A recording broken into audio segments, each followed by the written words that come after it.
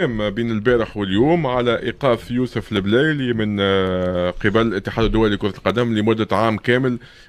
شفنا الأخبار كان هبطوا موقع وين وين في قطر بسبب قضية تدليس متعلقة بانتقاله من فريق الأهلي السعودي الأجاكسيو الفرنسي تقريبا منذ 3 مواسم أو 4 في اعتقادي. الفيفا كانت هبطت معناتها خرجت عقوبة بعام كامل ضد يوسف البلايلي بإيقافه عن اللعب. احنا سألنا شوية في الموضوع، حبينا ناخذوا شوية تفاصيل. حتى التو نقولوا حتى التو مانيش قاعد نكذب في الأخبار، ما وصل لحد شيء لا للجامعة التونسية لكرة القدم، خاطر المفروض في الحالات كما هكا يتم مراسلة الجامعة التونسية خاطر هي المشرفة على الفريق اللي فيه اللاعب، يتم أيضا مراسلة الجامعة الجزائرية بالطبيعة. ما وصلش لا للجامعة التونسية حتى مكتوب بخصوص إيقاف يوسف البلايلي. أيضا ترجي الرياضي التونسي ما وصلوا حتى شيء بخصوص إيقاف يوسف البلايلي عن النشاط. حتى التوا مانيش قاعد نكذب في الأخبار، نقول حتى التوا ما وصل حتى شيء، نجم يكون صحيح وينجم يكون غلط. حتى فريق أجاكسيو الفرنسي اللي هبط قبل كان أول حد كان هبط بخصوص القضية متاع يوسف البلايلي والعقوبة متاعه والقرار متاع لجنة الانضباط في الفيفا، ما هبط حتى شيء على الموقع متاعه حتى اخر اللحظات هذه، مش موجود حتى شيء بخصوص عقوبة ايقاف يوسف البلايلي. هي فما قضية بين اجاكسيو وبين يوسف البلايلي، لكن حتى التوا نقولوا حتى التوا مانيش قاعدين نقولوا ما فماش، لكن حتى التوا ما وصل حتى شيء لا للجامعة لا للترجي بخصوص ايقاف وعقوبة يوسف البلايلي. مختار خلينا ناخذ تعليق من عندك، شو كيفاش تصير الاجراءات في مثل هذه القضايا اللي متشعبة يبدو لي تدليس معناتها امر خطير؟ يعني يوصل لي ما نحكيو حتى بعيد على تصير الاجراء تاع النوتيفيكاسيون للاطراف الكل. هنا بالنسبه لي انا وتوم حاجه نقطه الاستفهام، كيفاش شنو الباز اللي خرج الخبر هذا؟ معناها حتى لو كان نعرفوا انت في الاخر ذكرت فريق اجاكسيو مالمو كان فما حاجه حتى كابتير كرون ينجم يهبطوا حتى قبل ما تعلموا الفيفا بالواحد ينجم يعرف شنو مسار الواحد. ما طونكو ما هبطتش انت الاخر باش نبدا به، وطونكو الجمعيه اللي شاكيه ما هبطتش المصدر شنو؟ المصدر موقع وين وين، وحتى الصحافه الجزائريه تناقدت الاخبار بكثافه معناها على وين وين تقريبا الناس الكل على وين وين. شنو؟ الاساس نتاعو شنو؟ وين وين ولا الاساس نتاعو فيفا ولا الفيفا راهو عادي، الخبر يخرج بطريقه عاديه، معناها الفيفا ما تخبيش الخبر. اليوم صدرت الحكم نتاعها، اليوم تقول لك هاو الحكم نتاعك حتى اني نعلمك به انا بالطريقه القانونيه باش تحل لك الاجال نتاع يعني الحقيقه حسب رايي ما نجمش انا شخصيا اسلام اذا كان الخبر مازال ما خرجش او باش نحكي على الخبر اللي انا نتوقع 90% اوتونكو الجمعيه اللي شاكه ما خرجتش اللي هي المعنيه بالامر باش تخرجوا ما خرجتش. انا بالنسبه لي انا 90% الخبر كذب. لكن حتى البلايلي اللي نعرفوه ناشط على انستغرام مواقع التواصل الاجتماعي ما نفاش الخبر زاد حتى لتوا، معناتها كان نجم ينفي اذا كان غلط زاد هكا ولا كان نجم يهبط ينفي زاد. اوكي ما نفاش معناها وين هنا ما نمشيوش ما نفاش.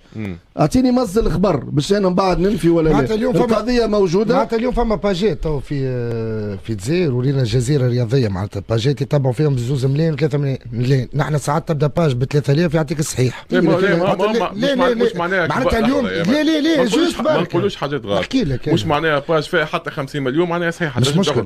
اما هذوما الباجات اللي في الجزائر نعرف احنا خلينا ننسبوه الموقع وين وين اللي هو موقع محترم نجموا نحكيوا عليه. اما الباجات نتاع فيسبوك ما نجموش نحكيوا على باجات. احنا خاطر ما جاش موقع وين وين خلينا نكمل برك. انت راك دخلت لي في الشون تاعي مازال يسال فيا. تذكر مروان اللي انت مازلت نحكي راه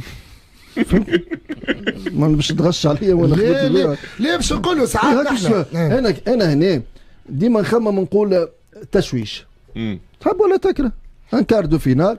ايش دخل موقع قطري باش يشوش على بلاد؟ تو انت هنا موقع ولا غير موقع؟ هنا بالنسبه لي انا وتوكو فماش مصدر فيف عندي انا تشويش على اداره الترجي.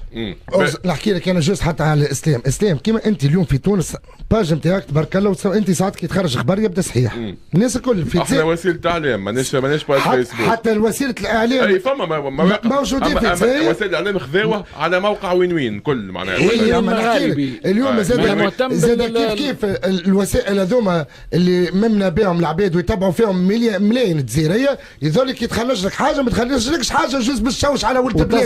كلامك وكلام اسلام ما تنجمش تقول يشوشوا على ولد بلاده على عقوبه الاهلي وقال راهو 90% موجوده، معناها هذوما صحفيين يعرفوا لوين يمشيوا وشنو الموقع اللي يكذب ولا الموقع اللي يصدق. انا الوحيد اللي من الجهه الاخرى كي نحكيو على مواقع مثلا في فاصل الكاف والعقوبات تاع الاهلي، خذينا المصدر موقع البطوله اللي هو موقع معروف، ماهوش باج فيسبوك، فهمت؟ موقع عنده مصداقيه نجموا ناخذوا منه، كيما وين مثلا نجموا ناخذوا منه، نجم يكونوا عندهم مصادرهم هما بيدهم، لكن لحد الان المعلومه الثابته ما وصلش شيء لا للجامعه لا للترجي. وعلاش اليوم اسلام كيما قلت انت اليوم الهيئه نتاع الترجي اذا فما تشويش ما يسالش كيما طلعوا وتكلموا كل شيء، خرج بلاغ اليوم في الصفحه الرسميه يقول ما فماش منها الحكايه. عجبي شنو المشكل يعني؟ اذا كان صح صابر الاخبار، ديما نقولوا اذا كان صح الاخبار، هل البلالي اليوم نحكي على تعامل الترجي التونسي معاه، نعرفوا مازالوا شهرين في عقده، اذا كان مش يتوقف عام مع السن نتاعو، هل ينجم يكون مفيد للترجي بعد العقوبه اذا كانت اكدت، ولا هي نجمه حتى كانت اكدت قبل الاستئناف معناها؟ شوف هو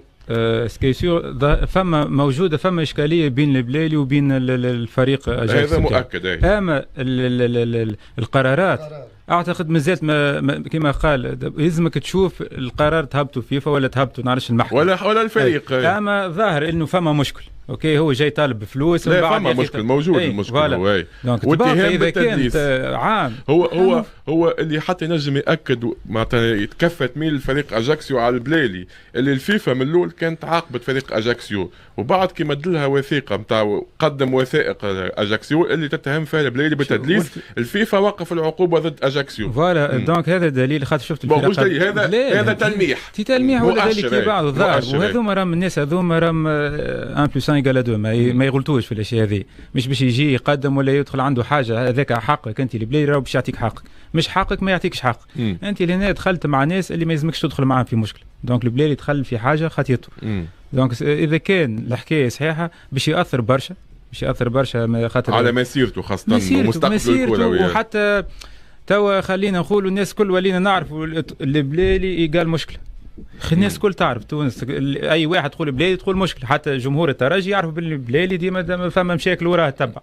دونك وهذه ماهيش لمصلحته اللي هو انتش مازالك في كاريرك، على الاقل استوي شوي وشد روحك واعمل حاجه باهيه، خلي الناس تفكر القضيه ماهيش جديده، هي تلاحظ فيها عندها مده. هو حتى موقع الجزيره رسمي معناها الصفحه الرسميه الجزيره تونس كيف هبطت الخبر. نحن نتبعوا، احنا نستنوا هي كما حكى مروان ولا انا لازم بلاغ ولا الاستاذ معناها لازم بلاغ من الصفحه الرسميه نتاع الترجي ولا الاتحاد الجزائري باش توضح. هو من البلايلي ديما من للاسف كل عام انا ديما الجدل يرافق فيه مع وقت خايب، مع العباد كلها تحكي على عودة مرتقبة، ما أنا بعد إصابة بالأرض المتقاطعة، أنا شهرين أخرين يرجع للنشاط، ومع الحكايات على تجديد العقد متاعه. إن شاء الله احنا نقولوا معناها ما تكونش الأخبار هذه صحيحة، لأنه باش تكون خسارة اللي هو في معناه الراجل يستنى في كاس العالم تجديد العقد. هو 33 سنه تجديد عقد باش يعمل في 35 36 الترجي وقفت معاه قبل، لكن توا معناها الترجي وقفت معاه برشا. الترجي صعبة الفضل في مسيرته معناها. اي وقفت معاه هو تقريبا ينجح كان في الترجي، وين الفرق وين مشى عمل مشاكل تقريبا، يعمل مشاكل عليه نجح في المولدي وهز الشامبيون وخرج بمشكله، نجح في المولدي ما خرجش مشكله، لا نجح في المولدي، خرج مشكله على اخوه وقتها صارت. هم معناها مقارنه بفرنسا زوز تجارب ما بين اونجي وجاكسي، ومقارنه بالاهلي ومقارنه بالفريق القطري في مولدية خرج. كان ينجم انتوما تو كان ينجم يعمل كارير، ما صارت له مشكله زاد نتاع مناشطات ولا نتاع توقف. نجم خط الوسط الجزائري يظهر ويختفي في الدوري الفرنسي، ما سبب ذلك؟ يعيش أحد نجوم منتخب الجزائر حالة من ظهور والاختفاء في الدوري الفرنسي خلال الموسم الكروي الحالي 2025-2026، وذلك حسب رأي مدرب الفريق بمستواه، وهو الرأي المناقض لما قدمه اللاعب من مستوى جيد مع المنتخب الوطني الجزائري الخضر في كأس أفريقيا الأخيرة بالمغرب 2025. وظهر لاعب خط الوسط هشام بوداوي بمستوى راقي جدا مع المنتخب محاربي الصحراء في كأس أفريقيا 2025، ولكنه لن يشارك كثيرا مع نادي نيس الفرنسي هذا الموسم، وأحيانا يكون خارج قائمة الفريق تماما، لا سيما منذ قدوم المدرب كلود بويل لتدريبه في ديسمبر الماضي. وأوضح بويل مدرب نيس سبب عدم مشاركة هشام بوداوي نجم خط وسط المنتخب الجزائري بانتظام في الفترة الأخيرة من الموسم. وقال في المؤتمر الصحفي يوم الجمعة 6 مارس والذي يسبق إقامة مباراة ناديه أمام الصدرين بعد غد الأحد في الجولة 25 من الدوري الفرنسي، إن الأمر يعود إلى عدم استقرار مستوى اللاعب من الناحية الفنية والبدنية. وصرح مدرب نيس في مؤتمر الصحفي الذي نقلته منصة أوتوفوت بوداوي يكون موجودا في التدريبات ثم يختفي ثم يظهر أنه لاعب رائع، لكن أنتظر منه الانتظام وأن يكون متاحا. من الصعب التحكم في حالته البدنية للأسف، ولم يشارك هشام بوداوي في كثير من المباريات مع ناديه نيس الفرنسي هذا الموسم، لا سيما بعد قدوم المدرب الجديد بويل، والذي تزامن مع مشاركة اللاعب مع منتخب الخضر في كأس أفريقيا 2025 شهري ديسمبر ويناير الماضي، والتي قدم فيها أداء جيدا. واكتفى اللاعب خط الوسط بوداوي بخوض 20 مباراة مع الفريق الجنوب الفرنسي في جميع البطولات خلال الموسم الحالي، نصفها كبديل، وسجل هدفا واحدا فقط، كما أنه قدم تمريرتين حاسمتين لزملائه. ودفعت الوضعية الصعبة التي يمر بها النجم خط الوسط منتخب محاربي الصحراء مع فريق نيس ببعض التقارير الإعلامية للحديث عن رغبة اللاعب في أن يذهب إلى جالات سراي التركي وكذلك برايتون الإنجليزي في التعاقد معهم. حينما أن عقده سوف ينتهي صيف 2027 وقيمته السوقية الآن تساوي 12 مليون يورو وفقا لموقع ترانسف ماركت.